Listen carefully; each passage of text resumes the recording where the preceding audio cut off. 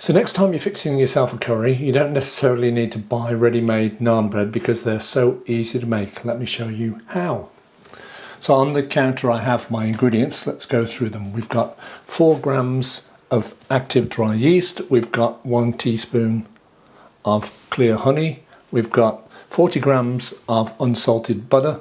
We've got 250 grams of bread flour. We've got 3.5 tablespoons of plain Greek yogurt. We've got 125 milliliters of lukewarm water. You need to have it at about 36 degrees Celsius. We've got half a teaspoon of sea salt. We've got 15 grams of chopped coriander. And on the front row we've got 1 teaspoon of olive oil. We've got 1.5 teaspoons of garam masala, and finally 4 grams of very finely chopped fresh garlic. The first step is to combine the yeast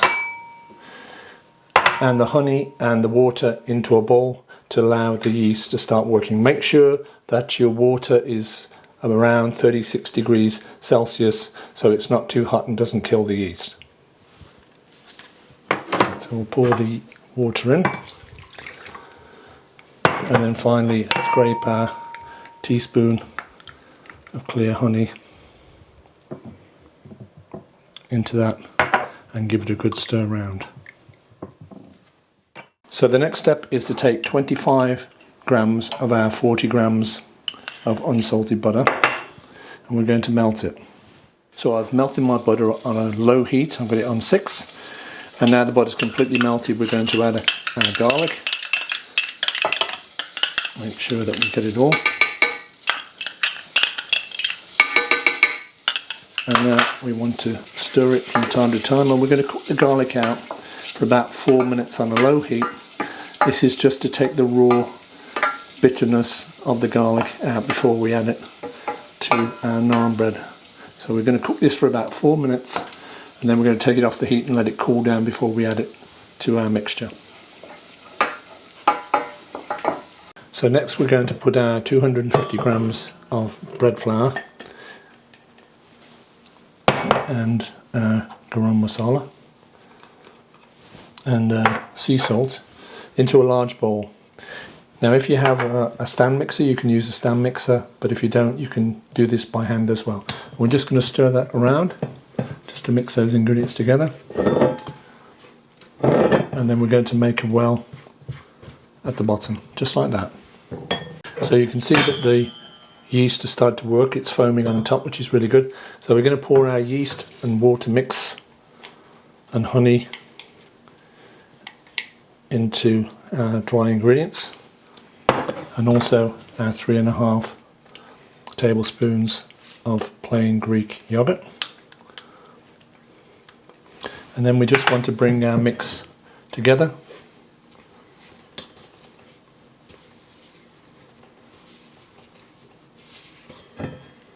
And now our butter and garlic mixture has cooled down.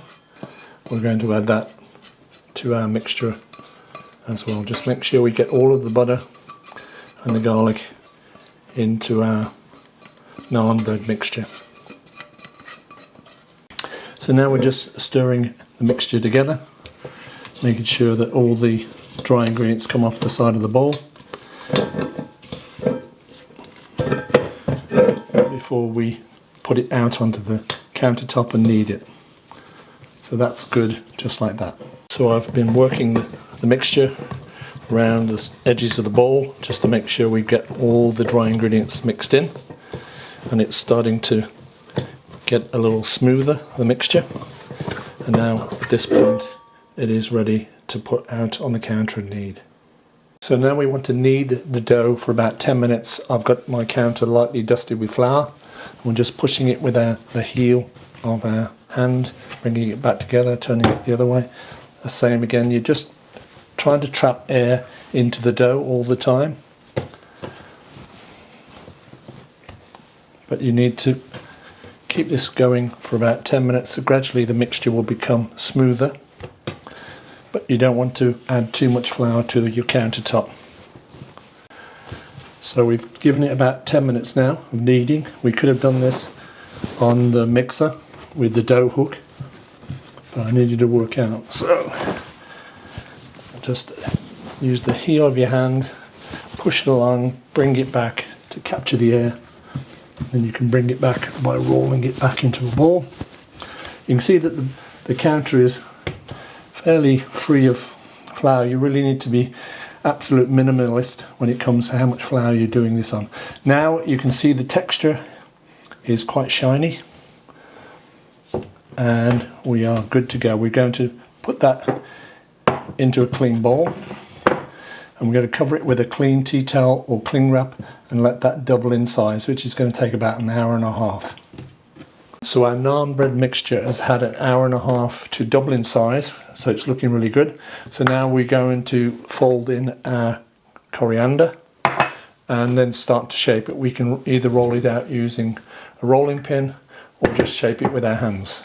First, I'm going to just brush a little flour onto my hands before we take it out of the bowl.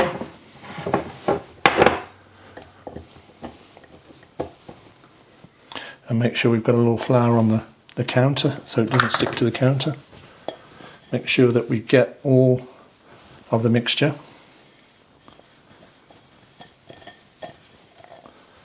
There we are. And we're just going to flatten it out in the first instance to put our coriander in.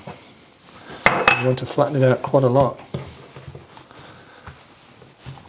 Spread it out. Then we'll put our coriander in.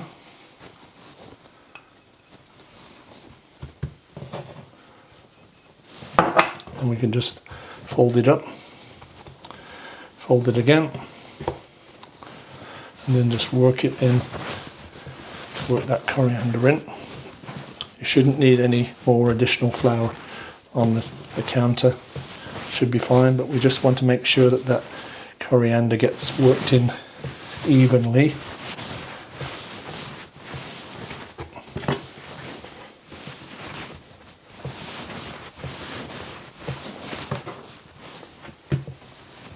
And when you can see that the coriander is evenly in the mix, then we're ready to divide it. So we've got 454 grams of mix there, and we're going to divide it into 6, which will be approximately 75 grams each. So we've divided our naan dough mixture into 6 equal portions of 75 grams, and now we're shaping it. You can either shape it by hand or you can use a rolling pin. Perhaps if you haven't done this before, then a rolling pin might be a little easier. Remember, you're trying to get a sort of like an oval shape that's one end a little thinner and a little rounder at the top. So we'll just go with a rolling pin, and first we're just going to roll it one way, and you do need a little bit of flour, not too much, just to stop the rolling pin sticking to your dough. Get your basic shape first,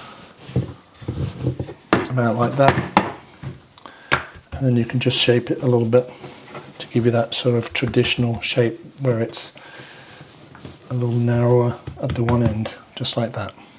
So we'll go again, just a little bit of flour on first, and then with a rolling pin. And if it's sticking to your rolling pin, obviously it needs a tiny bit of flour, but keep the flour to a minimum. And get that rolled out first. Now you could, if you wanted to, just make 3 big ones instead of 6 small ones, but I kind of think it looks rather nice when you've got 6 smaller pieces. I think that's good, just like that. We'll go with another one.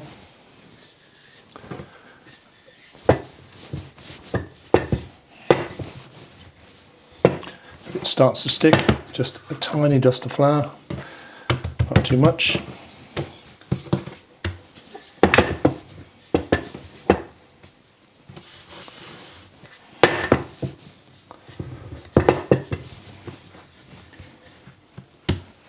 Again, if it starts to stick, just the tiniest amount of flour on there, just to drag that out. And I think that is good, just like that. So we're now ready to cook our naan breads. So we've got a non-stick frying pan.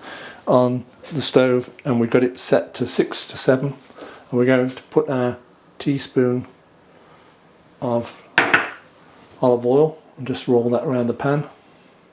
I haven't used it all because we're going to cook 3 and then another 3.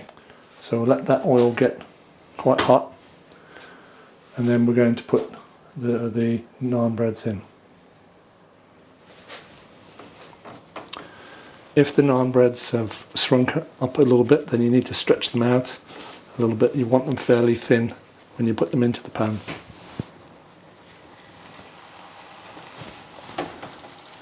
So I think we'll put 2 in at a time. And you're going to give them 3 minutes either side and then turn them over. We want them to be puffed up a little bit and lightly brown. So we're now turning the naan bread over because they've had 3 minutes on the one side, and then we'll give them 3 minutes on that side, and that's cooked enough.